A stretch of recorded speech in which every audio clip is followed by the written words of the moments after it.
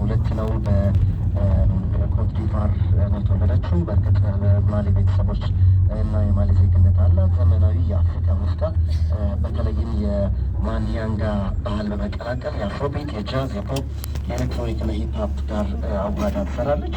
ታዋቂ ስራዎቿ የመጀመሪያ አልበሟ ፋቱ በ2011 በፈረንጆቹ ዓለም አቀፍ ደረጃ ተወዳጅ እንድትሆን አድርጓታል። ፌንቶ በ2018 በፈረንጆቹ የሰራችው ሌላ ሙዚቃዋ ነው። ለንደን ኮ 2023 ላይ የሰራችው አልበሟ እንደዚሁ እጅግ ተወዳጅ እንድትሆንና በአፍሪካ በዓለም አቀፍ ደረጃ እንደዚሁ ዝነኛ እንድትሆን አድርጓታል። በፊልም ተዋናይነት ደግሞ ለምሳሌ ቲምቢክቱ ፊልምን እናስታውሳለን። በዚህ በቲምቢክቱ ታሪካዊ ከአፍሪካ አለኝ ከምትላቸው ቅርሶች መካከል የሚጠቀሰው ቲምቢክቱ እንደሚታወቀው የግራሚ እጩ ሆናለች። በዚህ ፊልም በተለይ ሴቶች መብት ላይ ባህል እና ማህበራዊ ጉዳዮችን ከዘፈኖቿ ላይ ታስተዋውቃለች።